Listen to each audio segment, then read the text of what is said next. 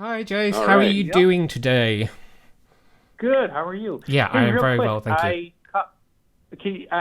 sorry, I caught your interview with Josie Campbell, your podcast.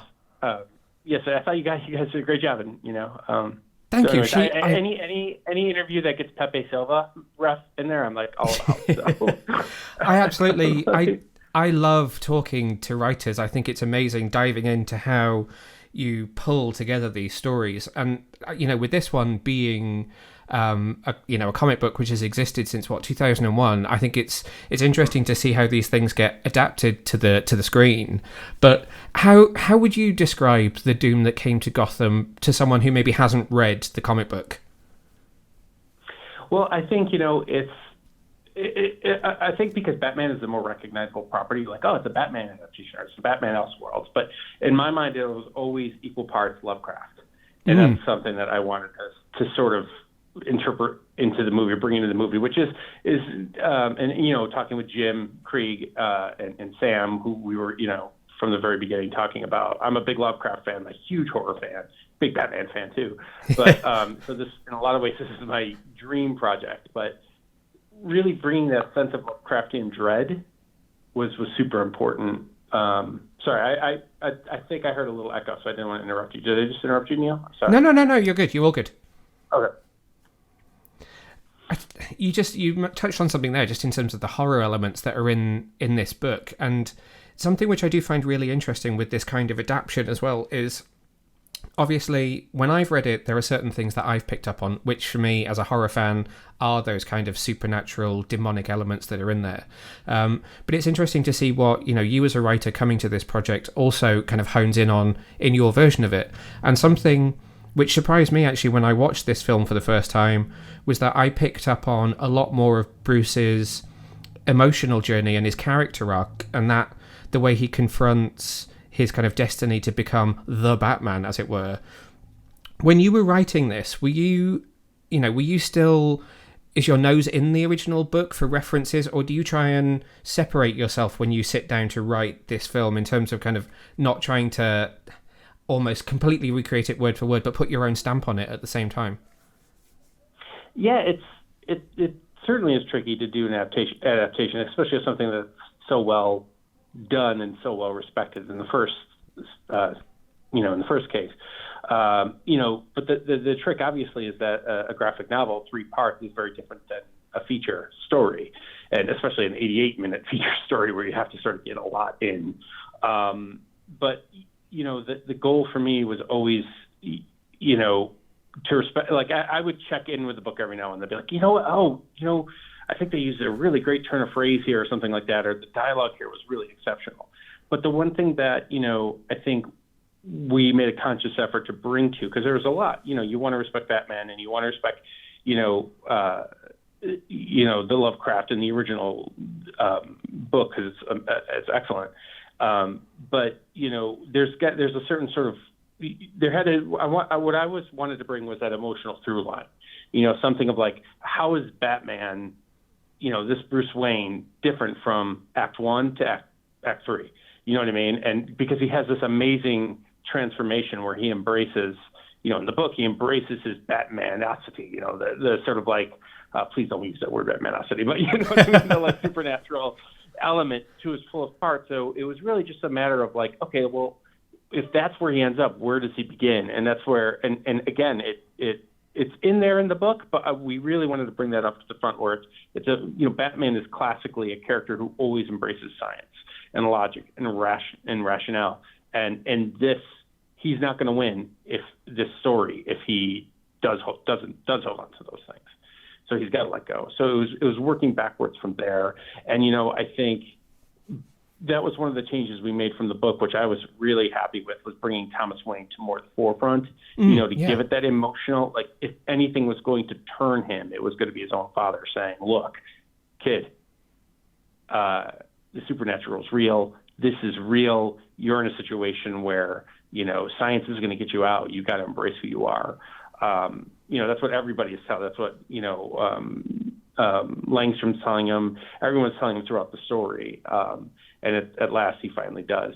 So that was something that, and Barbara Gordon too, that was something that we were consciously looking to add. Not that it was missing from the graphic novel, but I think just when you translate to a movie, there's certain, growth that modern audiences look to see, and I do too, as a fan of both of these things. Yeah, absolutely. And it's even as I was writing my questions, it's trying to find the right wording, because it's not that you're improving, it's just changing it for that different medium to make it, make sure that it still makes sense and it doesn't lose anything in that translation. And one thing that I wanted to focus on was the character of Kai Li, absolutely brilliantly played by Tati Gabrielle.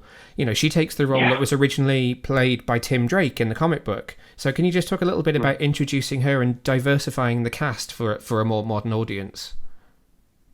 Yeah, I mean, I think this was Sam Liu, who's, obviously I can't say enough terrific things about. I know, you've probably spoken to him a million times, but, and Jim and I, we were sitting down and saying, if you look at the book, it was just because there wasn't some detail in the book, maybe I missed it, but there's some details that were missed, like Batman left right after his parents died. Bruce left, and then he traveled the world, and then, somehow Dick Grayson came in, but Dick knew people from Gotham and stuff like that. So we just wanted to clarify that, but then it started to make sense, like, if he's traveling the world and really accumulating these quote unquote Robins, they wouldn't be Jason Todd, and Tim Drake. Let's get them from around the world, and it was more of an organic thing. I mean, sure, I think there's, an eye towards making, diversifying the cast, especially for a modern audience. But it wasn't, to me, it felt really good because it wasn't like a conscious effort to we got to make sure that, everyone's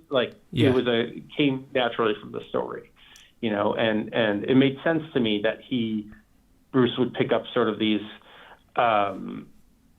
orphans from around the world. Sanjay Todd was one of my favorite characters to write. I really like Jay. And he wasn't, we wanted to keep it true to the nature characters, but obviously the original characters, but obviously, the one of the beauty of the Elseworlds is you have latitude to reinterpret, these characters in ways that aren't necessarily so beholden to the source material. I agree. I do think it is very, very organic to the story as well.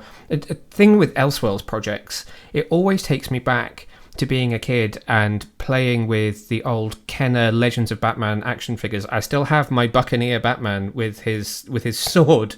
Has working on this project kind of given you any other ideas for Elseworlds stories that you could plop Batman into? Oh yeah, I mean, I'm a big Batman fan. It's funny, Neil. I have been very fortunate in this last few years. In the last 2 years, I've been with Warner Brothers and on different projects, written 4 different versions of Batman. Because I'm also an exec co-EP on Bruce Timm's Cape Crusader. He was a character in Superhero Girls, was the show that I ran for a while. So it's fun to get to drop him in different worlds because he's such a flexible character, And to be honest with you, I would almost like to see other DC not to back out of that question. No, not but at all. I'd almost like to see an extension of I feel like one of the frustrations, not frustrations, but one of the most exciting parts of the script was wanting to. I want to, Kai Li, I would love to see her story continue. And, he died in the movie, but the Kai Li and Oliver Queen were one of my favorite partnerships. And I'd like to see the DC world expand within this world. I was just really fascinated with how these characters translate. Because, we didn't get to spend, that's part of the thing with the Elseworlds is you just get glimpses of what these other characters would be in this world. Yeah, that's what Mr. Freeze would be like. That's what Poison Ivy would be like. But you don't really get to dive in. And it would be really cool to sort of spend more time and expand that world.